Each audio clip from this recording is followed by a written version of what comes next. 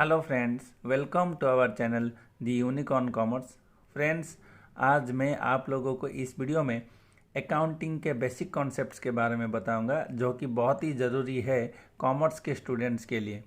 So friends, video को पूरा देखें, लाइक करें, शेयर करें, सब्सक्राइब करें हमारे चैनल को। इससे हमें पता चलेगा कि हम आप लोगों के पास पहुंच पाते हैं। सो फ्रेंड्स, आइए जानते हैं बिजनेस क्या है। बिजनेस का मतलब होता है व्यापार। Business is an occupation or a trade and the purchase and sale of products or services to make a profit. The main aim of business to earn profit. So friends, business का मतलब कोई भी कार्य हो सकता है या फिर ट्रेड हो सकती है, जहाँ पर की चीज़ों की खरीदारी और बेचने की काम होती है और सर्विस भी प्रोवाइड की जाती है। जैसे कि आप लोगों को बोला, बिजनेस का मतलब होता है व्यापार। तो इसका मेन लक्ष्य जो होता है, जो एम होता है, वहाँ पर प्रॉफिट बनाना होता है। लाभ कैसे पाया जाए वो चीज़ होती है। अगर आपको बिजनेस के बारे में और भी जानकारी चाहिए तो आप हमारे पिछले वाली वीडियो देख सकते हैं। उसमें बिजनेस, प्रोफेशन एंड एम्प्लॉयमेंट तीनों के बारे में पूरा बताया गया है। After business, now comes to commerce. What is commerce? Commerce refers to the exchange of goods, services or something of value between business and entities. Commerce का मतलब होता है कि गुड्स की एक्सचेंज करना, सर्विस प्रोवाइड करना या फिर कुछ वैल्यू के साथ भी गुड्स को परचेज करना और सेल करना बिजनेस और एंटिटी के बीच में। Commerce is a part of business. Commerce business का एक पार्ट हो सकती है। An example of commerce is trade between two countries. Commerce का अगर हम एग्जाम्पल देखेंगे तो दो कंट्री के बीच में, देश के बीच में ट्रेड होना, मतलब परचेज एंड सेल करवाना। In commerce goods can be transferred easily from one place to another. Commerce में क्या होता है कि गुड्स को आसानी से एक जगह से दूसरी जगह को ट्रांसफ़र कर सकते हैं।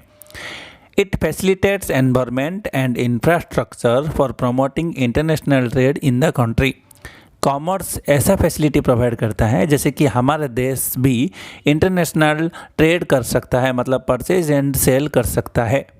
Trade refers to the act और प्रोसेस ऑफ बाइंग, सेलिंग और exchanging commodities, yet either wholesale और retail.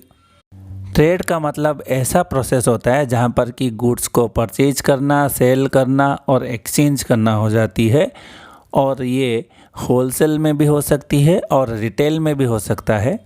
With in the countries और बिटवीन द कंट्रीज, मतलब यहाँ पर हम कंट्री के अंदर भी ये कर सकते हैं और कंट्री टू कंट्री भी कर सकते हैं। Now comes to transaction. Any economic activity और एनी एक्सचेंज ऑफ गुड्स और सर्विसेज फॉर कैश और on credit by the business with any other business और customer is called transaction. Friends, transaction का मतलब किसी भी तरह की अर्थनैतिक कार्य है, और गुड्स की एक्सचेंज भी हो सकती है, सर्विस भी प्रोवाइड किया जा सकता है पैसों के लिए या फिर उधार में।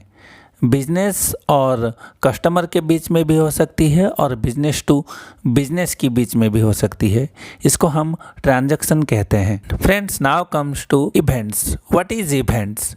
एनी हैपनिंग विच मे और may not exert financial implications is regarded as an event. It is a consequence of an occasion. All transactions are events, but all events are not transactions. It always an internal and historical activity. Here only one party is involved.